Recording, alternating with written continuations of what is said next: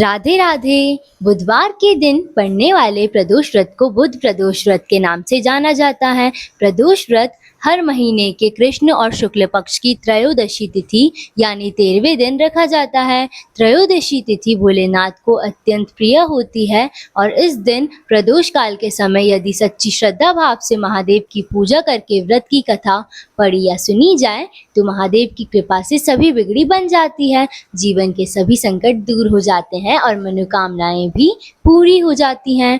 आज के इस वीडियो में आप सुनेंगे बुध प्रदोष व्रत की कथा, क्योंकि इस बार वैशाख महीने के कृष्ण पक्ष का प्रदोष व्रत 15 अप्रैल बुधवार को है।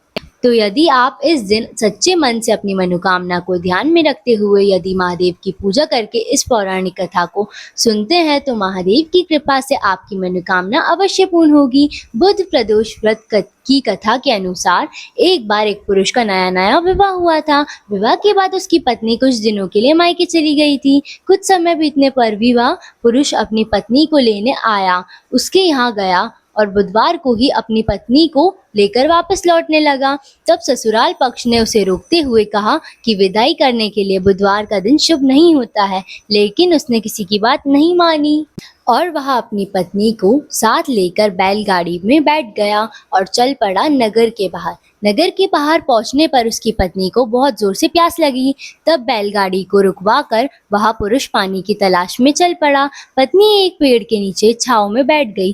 थोड़ी देर के बाद जब वह पुरुष पानी लेकर आया तो उसने देखा कि उसकी पत्नी किसी और पुरुष के साथ हंस हंस कर बातें कर रही थी, साथ ही उसके साथ वो लोटे से पानी भी पी रही थी। यह देखकर उस पुरुष को क्रोध आ गया, लेकिन जैसे ही वह अपनी पत्नी के निकट पहुंचा तो उसके आश्चर्य का कोई ठिकाना नहीं रहा, क्योंकि उसकी पत्नी जिस पराये पुरुष से बात कर रही थी वह तो देखने में बिल्कुल उसी की तरह था। पत्नी भी सोच में पड़ गई। अब वे दोनों पुरुष आपस में झगड़ा करने लगे। धीरे धीरे वहां भीड़ इकट्ठा हो गई और राजा के सिपाही भी आ गए। दो हमशक्ल आदमियों को देखकर अब हर कोई आश्चर्य में पड़ गया।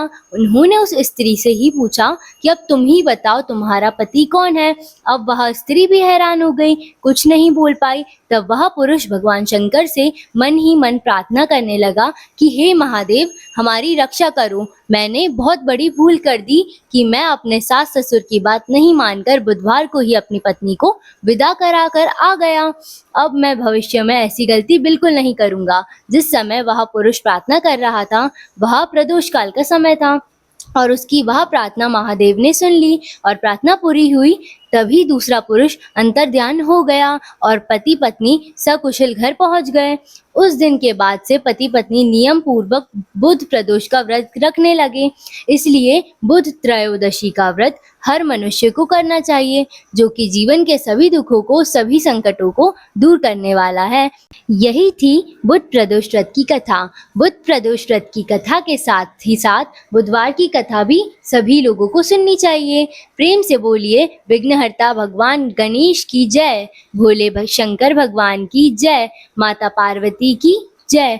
अगर आपको यह व्रत कथा अच्छी लगी हो तो वीडियो को लाइक और चैनल को सब्सक्राइब जरूर करें और कमेंट बॉक्स में हर हर महादेव लिखना बिल्कुल ना भूलें। राधे राधे।